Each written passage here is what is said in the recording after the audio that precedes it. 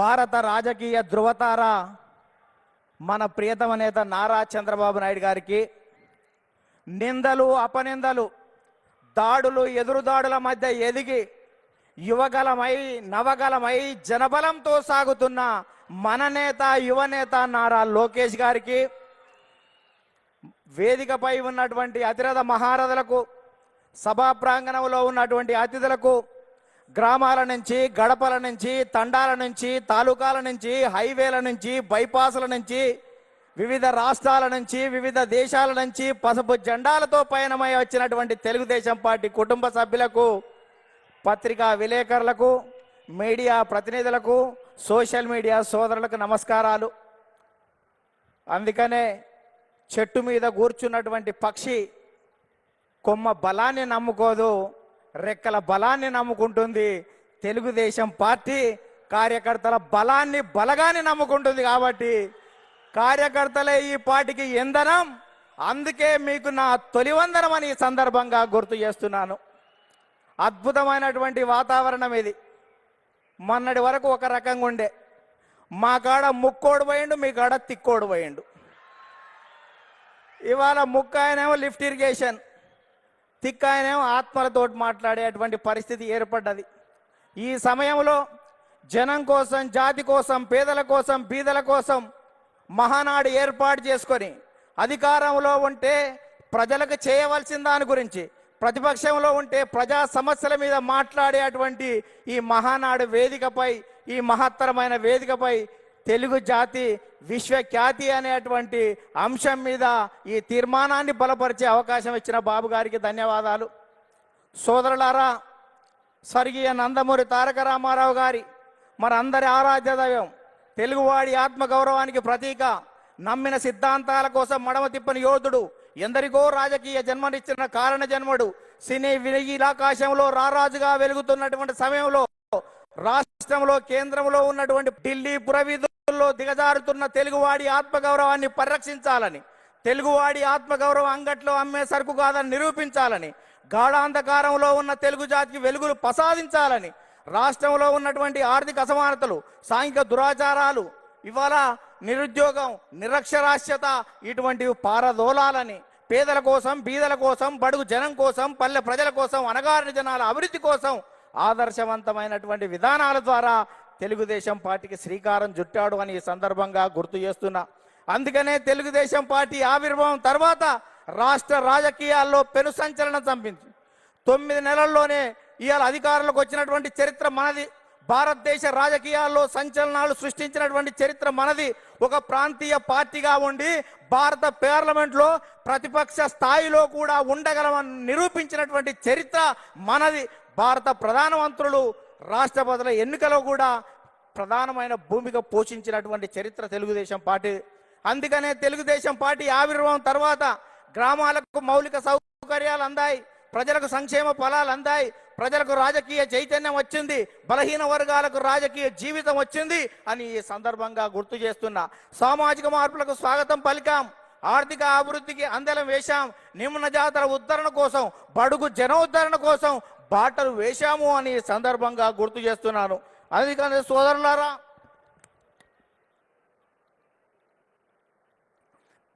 బడుగు జనోద్ధరణ కోసం బాటలు వేశాం. అందుకనే గతంలో రాజకీయాలు భూస్వాములు, ఆసాములు, జమీందారులు, జాగీర్దారులు, దేశ్ముఖులు, దేశ్ పాండేల కబంధ హస్తాలలో ఉన్నటువంటి రాజకీయాన్ని గరీబోళ్ళ ముంద ఉంచినటువంటి చరిత్ర తెలుగుదేశం పార్టీది. కమ్మరి, కుమ్మరి, జాగలి, మంగలి, ఎరకలి, మాల, మాదిగ, వడ్డెర, బలిజ, లంబాడ, కోయ, ముదిరాజ, పెరిక, మేరు, కాపు, వైశ్య, యాదవ నేత, గీత, కార్మిక, కర్షక, బడుగు బలహీన వర్గాల బిడ్డల చేతులకు ఈ రాజకీయ అవకాశాన్ని తీసుకొచ్చినటువంటి చరిత్ర తెలుగుదేశం పార్టీది అని సందర్భంగా గుర్తు చేస్తున్నా. అందుకనే స్వర్గీయ నందమూరి తారక రామారావు గారు 2 రూపాయల కిలో బియ్యం పెట్టాడు. ఆ రోజు ఉన్నటువంటి తినేవాడికి తిండి, ఉండడానికి ఇల్లు, కట్టుకోవడానికి బట్టలు ఉండాలని 2 రూపాయల కిలో బియ్యం పెడితే 30 సంవత్సరాల క్రితం, 40 సంవత్సరాల క్రితం తెలుగుదేశం పార్టీ పెడితే ఈ దేశంలో ఆహారత భద్రత చట్టం మనం పెట్టిన దానికి 20 సంవత్సరాల తర్వాత ఆహారత భద్రత చట్టం వచ్చింది. అంటే తెలుగుదేశం పార్టీ ఒక నిర్ణయం చేస్తే ఈ దేశం వివిధ రాష్ట్రాలు 20 సంవత్సరాల తర్వాత ముందు చూపుతోటి చేస్తున్నటువంటి పరిస్థితి ఉంది. మనం మహిళలకు ఆస్తి హక్కు 30 సంవత్సరాల క్రితం ఇస్తే భారత పార్లమెంటులో మనం నిబంధన పెట్టిన తర్వాత 15-20 సంవత్సరాల తర్వాత కూడా భారత పార్లమెంట్లో పెట్టేటువంటి పరిస్థితి ఉంది. అందుకనే ఈ దేశంలో ప్రతి చట్టం కూడా తెలుగుదేశం పార్టీ ముందు చూపుతోటి విజన్ 20 తోటి ముందుకు పోతున్నటువంటి పరిస్థితి ఉంది. అందుకనే స్వర్గీయ నందమూరి తారక రామారావు గారు తర్వాత మన ప్రియతమ నేత నారా చంద్రబాబు నాయుడు గారు అధికారంలోకి వచ్చిన తర్వాత రామన్న రూపుదిద్దినటువంటి ఈ పార్టీని చంద్రన్న తీర్చిదిద్దాడు. అందుకనే విద్యకు ప్రాధాన్యత ఇవ్వాలనే ఉద్దేశంతో ఇవాళ సమైక్య రాష్ట్రంలో 23,000 పాఠశాలలు, 1,047 ఉర్దూ పాఠశాలలు, 40 రెసిడెన్షియల్ పాఠశాలలు, 4,352 అప్పర్ ప్రైమరీ స్కూళ్ళు, 906 ప్రైవేట్ జూనియర్ కళాశాలలు, 362 ప్రభుత్వ జూనియర్ కళాశాలలు, 131 ఇన్సెంటివ్ జూనియర్ కళాశాలలు, 1,295 degree 75 BEd, 276 MCA, 206 MBA, 188 engineering కాలేజీలు, ఇవాళ 26 మెడికల్ కాలేజీలు, 24 ఫిజియోథెరపీ కాలేజీలు ఏర్పాటు చేసి, 31 నర్సింగ్ కాలేజీలు ఏర్పాటు చేసి, 31 ఫార్మసీ కాలేజీలు ఏర్పాటు చేసి, ఇవాళ 1,60,000 టీచర్ పోస్టు భర్తీలు చేసి, 60,000 విద్యా వాలంటీర్ల నియామకం చేసి, కిలోమీటర్కి ఒక ప్రాథమిక పాఠశాల, 3 కిలోమీటర్లకు ఒక ఉన్నత పాఠశాల, మండలానికి ఒక జూనియర్ కళాశాల, రెవెన్యూ డివిజన్కి ఒక ఇంజనీరింగ్ కళాశాల, జిల్లాకు ఒక మెడికల్ కాలేజీ ఏర్పాటు చేసి 17% అక్షర శాతాన్ని పెంచి ప్రపంచవ్యాప్తంగా వస్తున్నటువంటి అవకాశాలని పునికి పుచ్చుకొని వెదికి పట్టుకునే దమ్మును, ధైర్యాన్ని, చైతన్యాన్ని,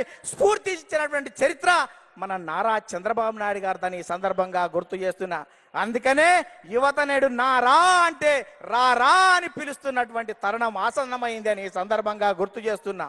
చంద్రబాబు నాయుడు గారు ఐటీ తేవడం వల్ల ఇన్ఫోసిస్ వచ్చింది, ఐఆర్డిఏ వచ్చింది, ట్రిపుల్ వచ్చింది, ఐఎస్బి వచ్చింది, ఐసిఐ వచ్చింది, నల్సార్ వచ్చింది, నేషనల్ ఇన్స్టిట్యూట్ ఆఫ్ కన్స్ట్రక్షన్ వచ్చింది, ఇటువంటి జినోమ్ వ్యాలీ వచ్చింది, ఔటర్ రింగ్ రోడ్ అంకురార్పణ చేశాం, ఇవాళ ఇంటర్నేషనల్ స్టేడియాలు కట్టాం, ఇంటర్నేషనల్ స్టేడియాలు, ఎయిర్పోర్ట్లు నిర్మాణం చేశాం. ఇవాళ హైదరాబాద్లో అనేక రకాలైనటువంటి అభివృద్ధితోటి ప్రపంచవ్యాప్తంగా ఉన్నటువంటి కంపెనీలు ఇవాళ హైదరాబాద్కు వచ్చాయి, తెలుగు రాష్ట్రాలకు వచ్చాయని ఈ సందర్భంగా గుర్తు చేస్తున్నా. తెలుగుదేశం పార్టీ ప్రపంచవ్యాప్తంగా ఉన్నటువంటి తెలుగు వాళ్ళ కోసమే పనిచేస్తుంది అని ఈ సందర్భంగా గుర్తు చేస్తున్నాను. తెలుగు రాష్ట్రాల అభివృద్ధికి అడుగులు నేర్పినటువంటి చరిత్ర తెలుగుదేశం పార్టీది. తెలుగు రాష్ట్రాలలో ప్రగతిని పరుగులు తీయించినటువంటి చరిత్ర ఇవాళ తెలుగుదేశం పార్టీదని ఈ సందర్భంగా గుర్తు చేస్తున్నాను.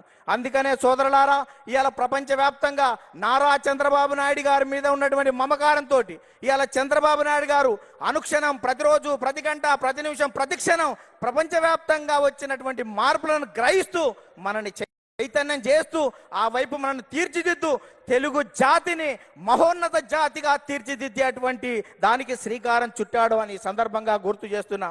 అందుకనే తెలుగుదేశం పార్టీ 20 సంవత్సరాల క్రితం చంద్రబాబు నాయుడు గారు జినోమ్ వ్యాలీ పెడితే కోవిడ్ టైంలో వ్యాక్సిన్ జినోమ్ వ్యాలీ నుంచి వచ్చి భారతదేశం మొత్తం ఇవాళ గర్వించదగ్గటువంటి వ్యాక్సిన్ 20 సంవత్సరాల క్రితం చంద్రబాబు నాయుడు గారు పెట్టిన జినోమ్ వ్యాలీలో తయారయ్యింది అంటే దేశం మొత్తం కూడా చంద్రబాబు నాయుడు గారికి ధన్యవాదాలు చెప్పవలసినటువంటి అవసరం ఉంది అని సందర్భంగా గుర్తు చేస్తున్నాను.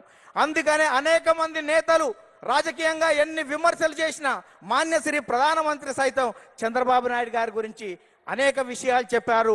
ముందు చూపుతో ఉన్నటువంటి అతని నాయకత్వాన్ని నేను అనుక్షణం చూస్తూ ఉంటానని చెప్పాడు. 20 సంవత్సరాల క్రితం చంద్రబాబు నాయుడు గారు టూరిజం గురించి చెప్తే ఎగతాళి చేసినటువంటి కమ్యూనిస్టులు మొన్న మా తెలంగాణ అసెంబ్లీలోనే టూరిజం అంటే మేము అపార్థం చేసుకున్నాం, అది అద్భుతం అని చెప్పినటువంటి పరిస్థితి చూశాం. అందుకనే ఇవాళటువంటి తెలంగాణలో ఉన్నటువంటి కొన్ని శక్తులు మనం నిత్యం వ్యతిరేకించే వాళ్ళు అనేక సందర్భాల్లో కూడా మనం చేసినటువంటి చంద్రబాబు నాయుడు గారి జినోమ్ వ్యాలీ గురించి కానీ ఆర్థిక అభివృద్ధిని ఏ రకంగా ముందుకు తీసుకువెళ్ళాడనేటువంటి విషయం ఒప్పుకున్నటువంటి ఉంది.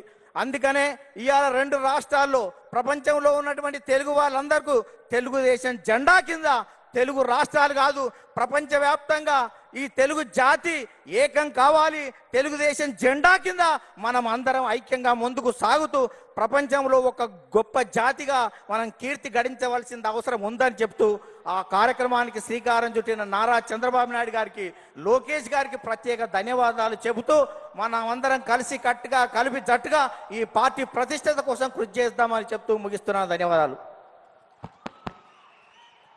థ్యాంక్ యూ నర్సిరెడ్డి గారు. రెండవ రోజు రెండవ తీర్మానాన్ని ముగించుకున్నాం. తర్వాత తీర్మానం రాష్ట్రం విధ్వంసం నుండి పునర్నిర్మాణం వైపు అడుగులు అనేటువంటి తీర్మానాన్ని ప్రవేశపెట్టడానికి